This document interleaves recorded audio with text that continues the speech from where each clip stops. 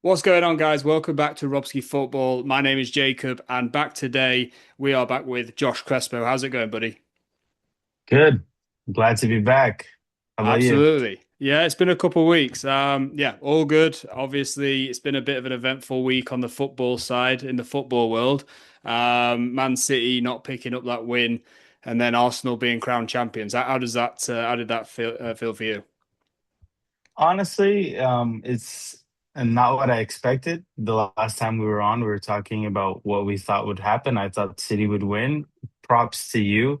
Basically, everything you said happened. City dropped points at Everton, and Yeah. Arsenal did crack on to win. But I thought it was unfortunate for the Arsenal fans to not be able to have that, actually playing. Obviously, they would have won it at Selhurst Park. They wouldn't have won it at the Emirates, but even for the players, I feel like it's just that a little bit more sweet when you do it, getting the result on the pitch rather than, at home or this training ground. 100%. Yeah, absolutely. I mean, I will say the first video we did together, I did put Man City that I wanted to win the Premier League and also Man City that Yeah. I thought would win the Premier League. But I did quickly, I guess, reverse that decision just because I don't know the fixtures that were going forward, moving from that point. It did seem that City kind of had Arsenal had the upper hand in terms of schedule.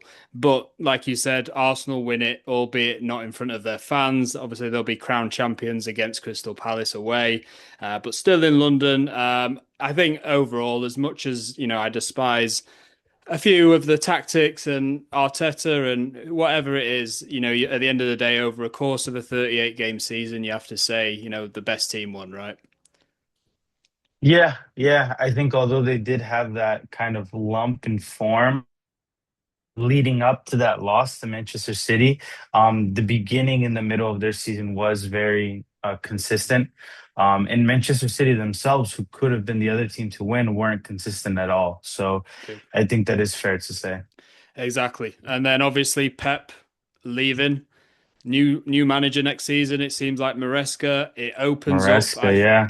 It opens up the league for me. I mean, I don't know about yourself, but Arsenal, they're worthy champions, but are they that strong where, we're gonna be kind of heralding them as a strong force next season? I'm not too sure on that right now. I haven't seen enough. Liverpool are up and down, Man United are coming up, but not there yet.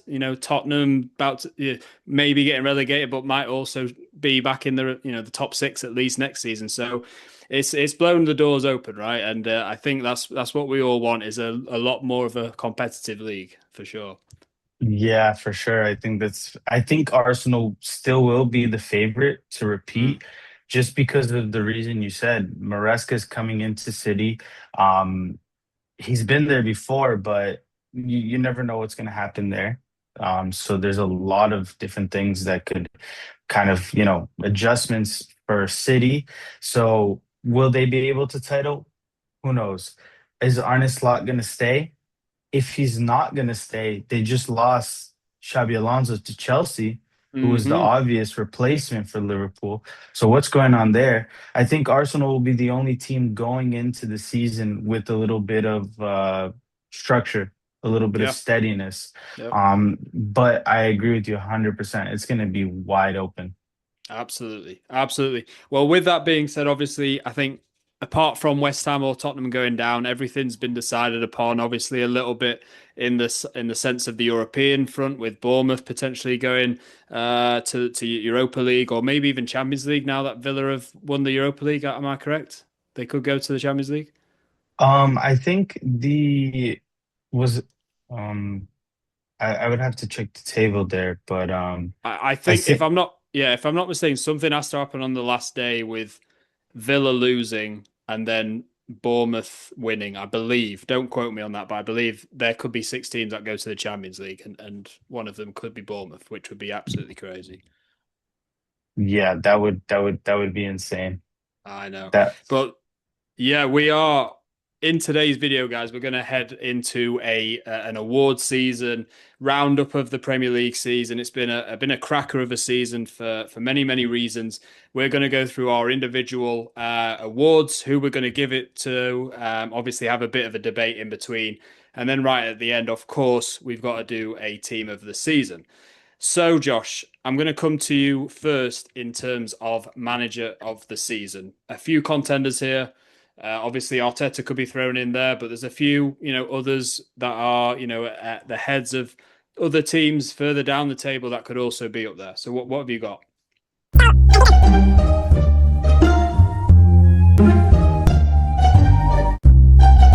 Sixth place, especially after losing so many players. He basically lost his entire back line.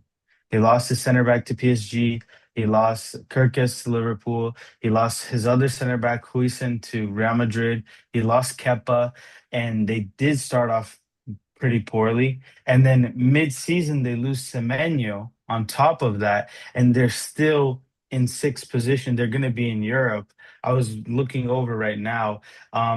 There is five spots for Champions League. So for them to get into the Champions League, they'd have to win. Liverpool would have to lose, but then it still goes down to goal difference. So it's pretty unlikely. But even then, for Bournemouth to go to the Europa League is insane. So for me, it's Areola, manager of the season.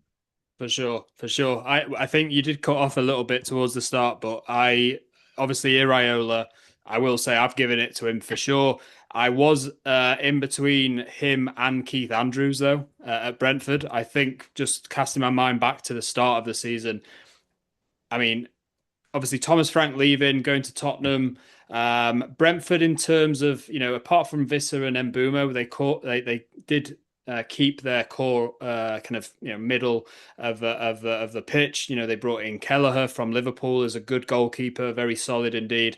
And Keith Andrews for me, a lot of pundits back in the UK, especially, they were saying, "Oh, this guy's been a set piece coach. What does he know about managing?" I remember Martin O'Neill, who's a lot, is a very prominent figure on Talksport. Obviously, won the league with Celtic at the weekend. He had a few moments, headbutts, not headbutts, but butting heads with Keith Andrews as a player, and didn't have some too nice of the things to say about him. But the way he's translated his work into this Brentford team, I thought he deserves his plaudits in that regard, because who would have thought that they are in the top 10 of the Premier League, especially with the outgoings that happened in the summer. And a few noticeable players in there, Kelleher I mentioned, but also, you've got Nathan Collins at the back, players like that, even Damsgaard, who obviously I think I remember back in Euro 2021. Played against, scored that free kick against England. I always earmarked him as a good player, but he's had a very solid season. And of course, how can we forget Igor Thiago with 20 odd goals this season as well? But Iriola for me, I 100% agree, Josh. I hope he goes to a team where he can flourish. He has the tools to push on further, but he's done one of a hell of a job to get Bournemouth into Europe, definitely. Yeah, so Areola, I think now maybe Liverpool is the only big club that he could possibly go to. With Chelsea was an option as well, but obviously now Chelsea with Xabi Alonso. But for sure, I think this is the summer to make that move for him. I think if you're Liverpool, given what Salah and a few other players it seem to agree with his post over the weekend, if that is going on and there's even discontent already with the players going into the summer, then I think Slot, it seems, has lost the dressing room. It's never good to see that from players, and it does set the tone for what's actually going on behind the scenes. But moving on. Okay, so let's go into Young Player of the Year. Again, a lot of contenders. I have a couple that I've kind of keynoted, but one I've underlined twice, and that's the one I'm going for. But I'd like to hear yours first, Josh. I think the obvious choice here, and this time I will go with the obvious choice, Nico Riley, Manchester City. I think Yep. he finally stepped into being a difference maker. There's still some argument whether he's a center midfielder, is he a left back, where does he play? But regardless of where he's played, he's made a huge impact for City. So I think it's tough to go with anyone besides him. I agree. Yeah, I think this is a quick one. I had Ryan Shirky as the second name. I think. it seems as though he's a player where you don't even think he's that young. You know, he can just have the ball at his feet. He'll take on five, six players and he'll get an assist or score a great goal. And he's really set the Premier League alight in moments this season. Really, even it pains me as a United fan to say, but uh, just the pure kind of street football kind of IQ that he has. It's so refreshing because it's something that we've kind of almost had taken out of the game, you know, with Pep Guardiola, you know, and his tactics and the way he likes to use players and some other managers. But having Shirky in a league like the Premier League definitely makes it a lot more exciting. But I have gone for Nico O'Reilly. I think for a guy of his age to be able to command a starting spot at City like he has over the course of this season, whilst also playing a little bit of a of a smaller part in the previous season, but he's obviously risen to the occasion. You know, he could have had three trophies. He's ended up with one, but at the same time, that's not bad going for a guy that's I believe 2021 and looks to be on this on looks to be set to go onto the plane for the World Cup for England as well. Yeah, yeah. I think there's no debate on this one. Absolutely. All right, let's go into most improved player. Most improved player. Yeah, that's honestly, I think I am gonna go with someone who maybe isn't doesn't people hear and don't think it exactly fits the mold, but I'm gonna go with from Arsenal. Not that he wasn't a good player in the past, but I feel like this season he stepped forward and became the center back for Arsenal. I Mhm. think before there was a little bit of a consensus that Saliba was that guy. Saliba is the best center back, and for Arsenal, some people were saying even in the Prem. And Gabriel was kind of second fiddle. Whereas this season, I felt like he's elevated that level. So it's not like someone that was playing bad and now is playing good, but it was someone that was already playing well, and I felt like just raised themselves to an elite level and kind of raised the question: who's the number one center back for Arsenal? Is it Saliba or is it Gabriel? Yeah, no, I agree. I think Gabriel's done very well over the course of the season because I think at the end of the day, any title-winning team needs a prominent captain who's there for the majority of the season, playing games. Always a vocal point. You can love him or hate him. He's kind of like Marmite, like we'd say in the UK. You love him or hate him for his theatrics and all of that. But at the end of the day, you've got to admit he's a very good defender. He's very good at what he does. He's obviously got kind of a certain way of playing, almost like how Van Dijk did back in his prime years. But he's also added to his game in terms of goals as well, which has helped Arsenal, especially in those set pieces. Yeah. So 100% agree on that one. Gabriel's definitely been much improved. I am going to hit you one with a bit with one from left field here. This player, he's not a player from any team in the top 10. He plays in blue. He used to play in blue. His all of the teams that I think he's played for have played in blue, and it is Kieran Drewsby Hall.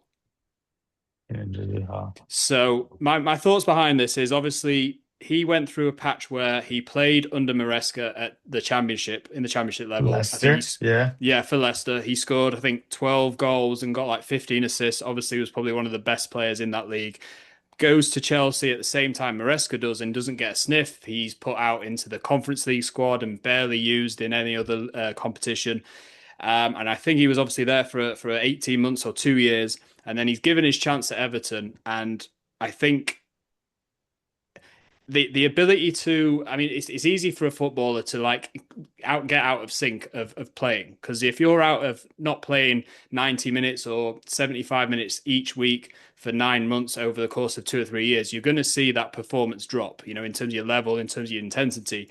But I think Dewsbury Hall, I mean, 8 goals this season, 4 assists.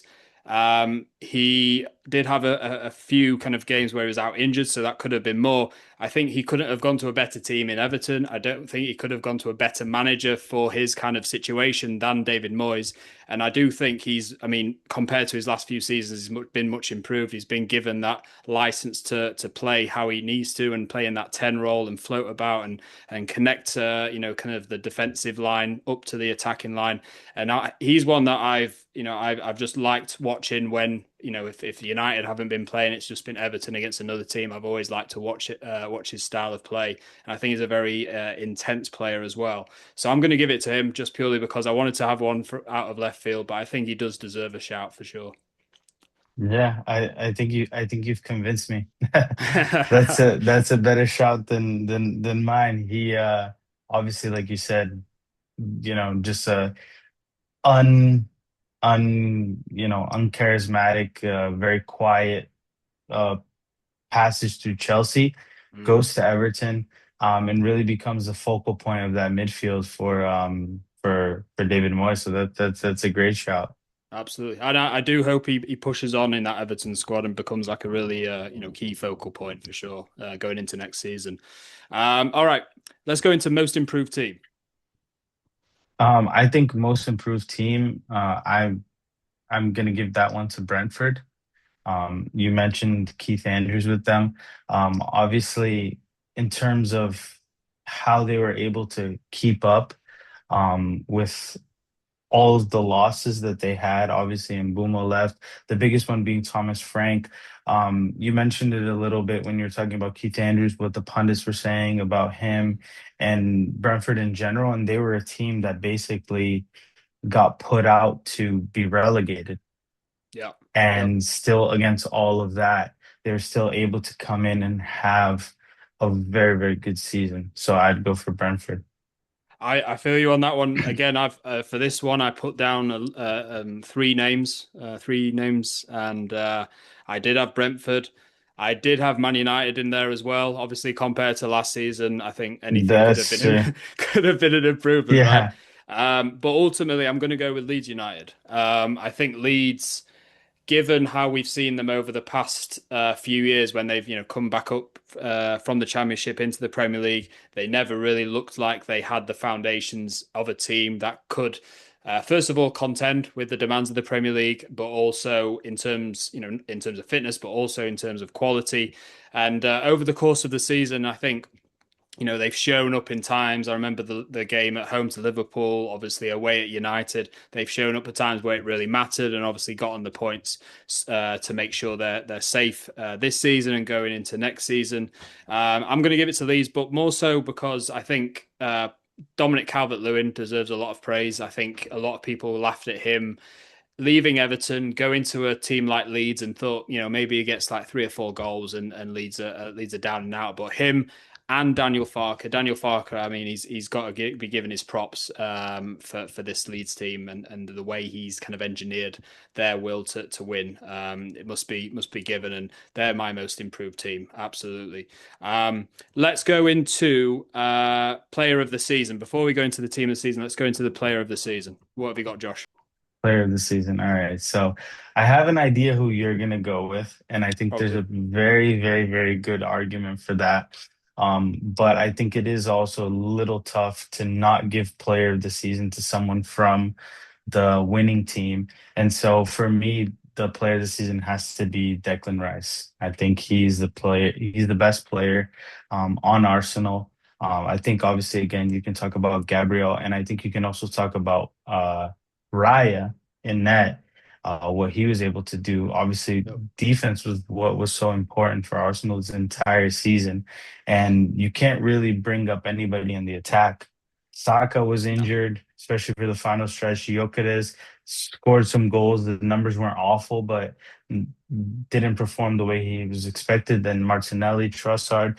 You can't really talk about the attacking power with Arsenal, and that's going to be Mm. something that they'll have to address in the off season, even after spending so much on the striker just this past summer. So I think the most important player there is Declan Rice. I think he gives them a dynamic in the midfield Yep. that I don't think they would be able to replace with anyone else. So I think he needs to take this trophy home. If if a player like let's say a Moises Caicedo was there instead of Declan Rice, do you think Arsenal win the league? So I really rate Moises Caicedo. I think he's very, very good, but I think Declan Rice is a more technical player than him. Mm. So I think in terms of the engine and the physicality in the midfield, he could do the same thing as Declan Rice, but he's not going to give you the set pieces. He's not going to give you the free kicks. He's not going to be able to give you that ability to, make those late runs. I think Declan Rice obviously provides a little bit more than Caicedo. Very valid. Very valid. I just thought I'd throw that one in there, see what you had for me. I mean, moving on to me, like you said, Josh, you probably guessed it. I'm going to give it to Bruno. I just think for me, same reason what you're saying about Declan Rice and his importance to the Arsenal team in them winning the Premier League. It's the same importance, if not a lot more importance, on Bruno and Man United's charge into getting back into the Champions League spaces. I mean, he's been doing it for the past 4 or 5 seasons. He's obviously been overshadowed in those seasons by Kevin De Bruyne, by Erling Haaland, those players. But for me, I mean, he's if you take Bruno out of that Man United team and you put in whoever is next up for Man United or a lesser version of his type of player from another team in the league, I think we're finishing probably where Chelsea are at right now, like eighth or ninth. Like I don't think we'd be up there. His creativity is the reason why Sesko's been able to settle in pretty well in his first season, albeit his young age. Cunha's obviously added to that. Mbumo slightly off the boil recently, but he came in with a few goals at the start, especially. But I think Bruno, he's just a magnificent player. I would like him to lift. I would like to see him lift a trophy before he leaves Man United. I'm guessing this next season is going to be his last season to do so. So I've got my fingers crossed that that's going to happen. But we shall see. Although I do rate Declan Rice immensely, I do hope he's going to be a focal point for England going into this World Cup as well, and hopefully a difference maker for sure. All right, let's go into team of the season. So we're going to go position by position, goalkeeper through to striker.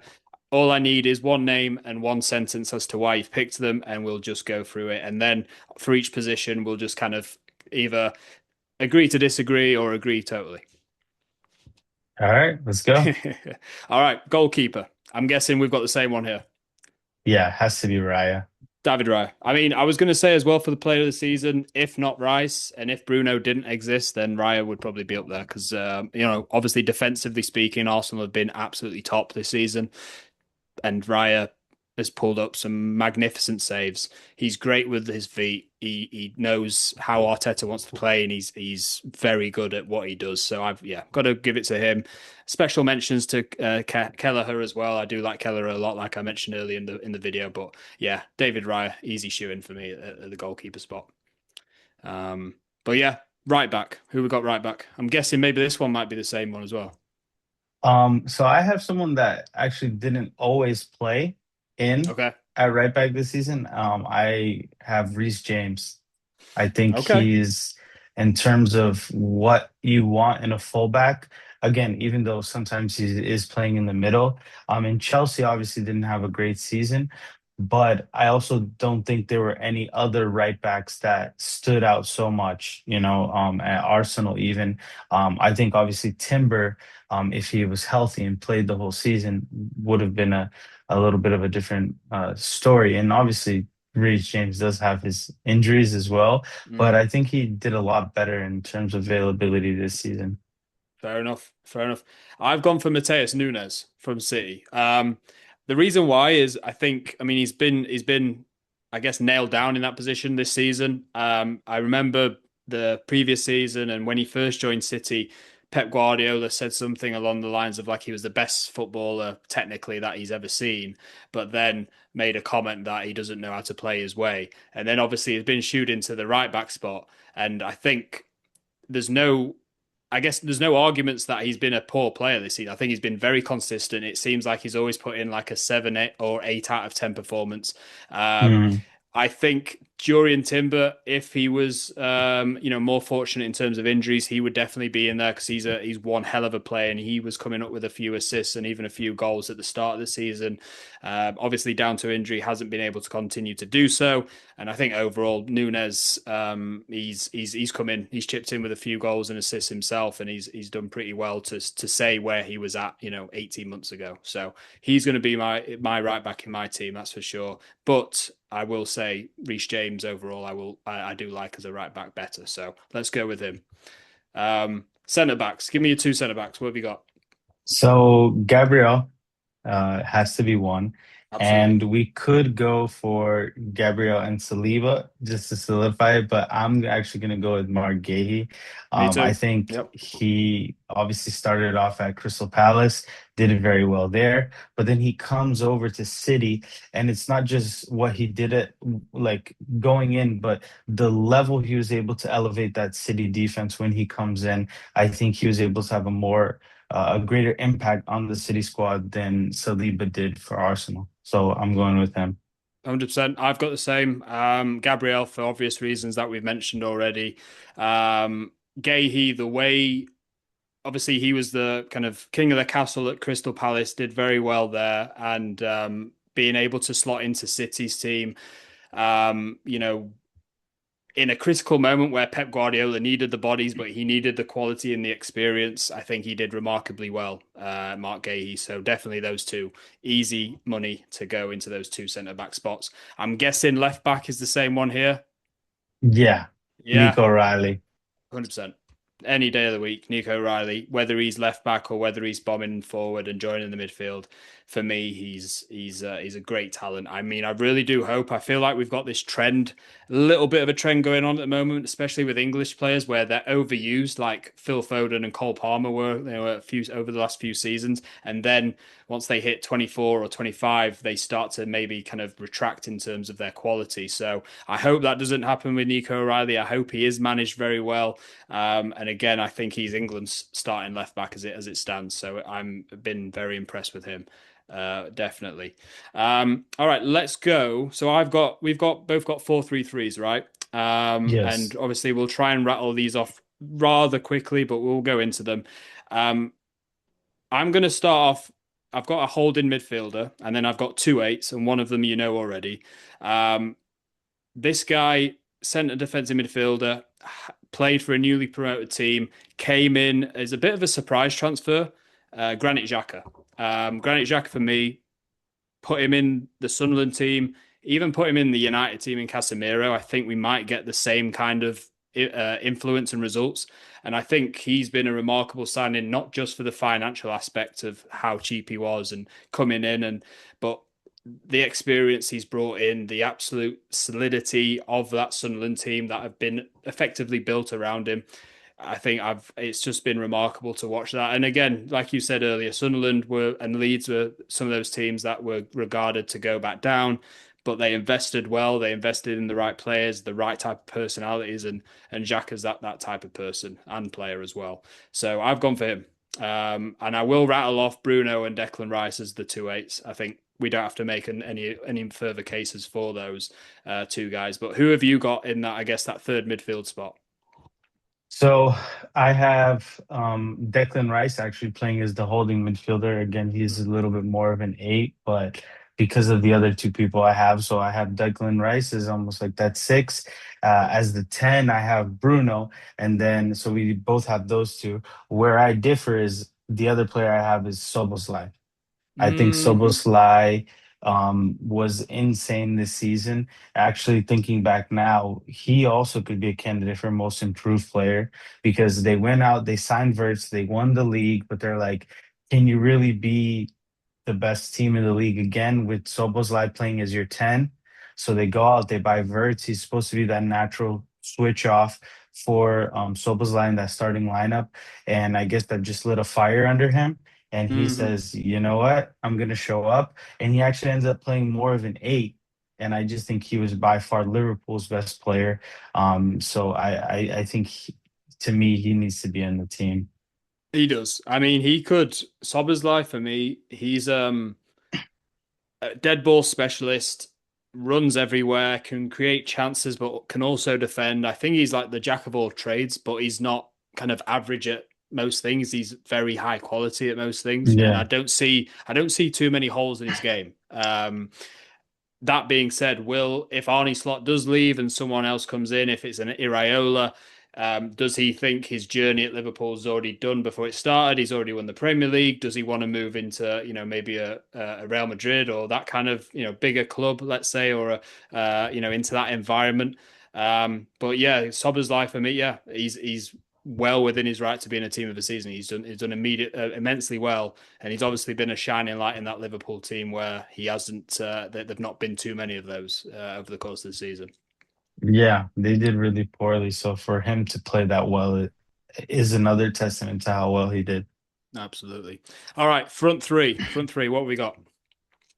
So for the front three, I have my biggest surprise is that I'm not gonna have Holland in it. Hmm. As much as he's was the top scorer, it might sound kind of dumb to not have him in, but I feel like he went through lumps of the season where City really needed him to pull them out, and he just wasn't able to do it. But obviously, he's insane. He does score a lot of goals. So for me.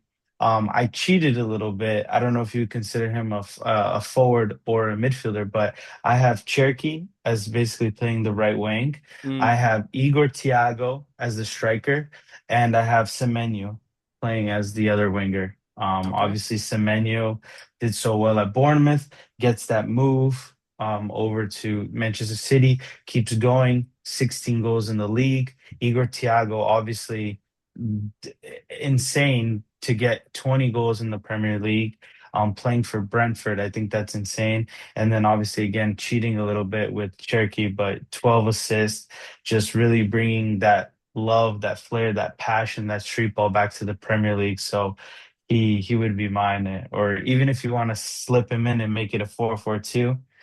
Yeah. And just an honorable mention also to João Pedro from Chelsea, who again is a player who didn't get called up to the Brazilian national team, which I was very surprised by. Yeah. Um, uh, and he just like Soboslai was a player who was able to get very good results, even playing in a dysfunctional team.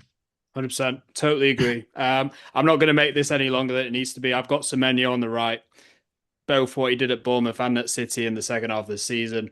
I do have Erling Haaland up top. I mean, I totally take on board what you said about him going off the boil in certain times where City needed him most. But 27 goals from 38 games or 37 games, let's say, it's not too bad going, even for him.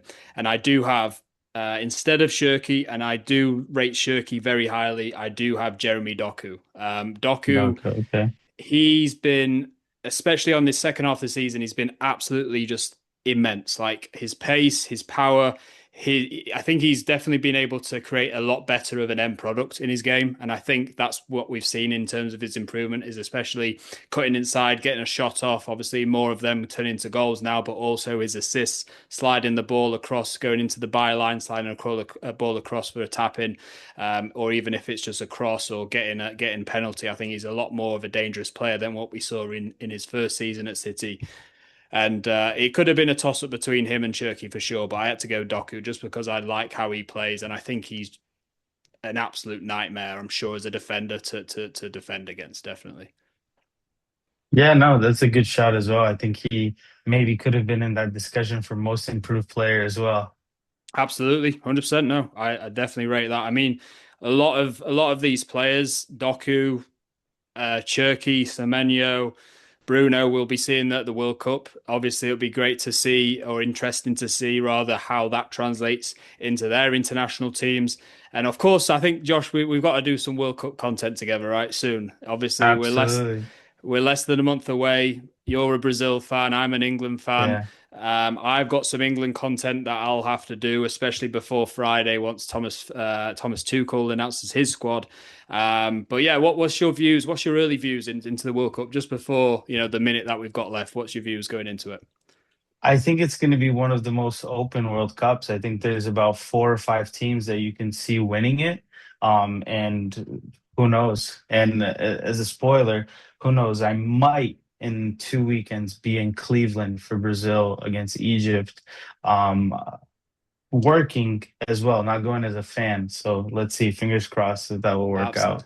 That'll be awesome, man. That'll be awesome. I mean, at the end of the day, we love football, especially at a World Cup. It's like nothing else, right? So that's gonna be top, and I'm proud for you, happy for you. I'll be at the England Ghana game in on June 23rd, Nice. to see Thomas Tuchel's guys and hopefully get a win, and we'll see. I'm not gonna pledge too many things for England's case right now, but we'll leave it to another video.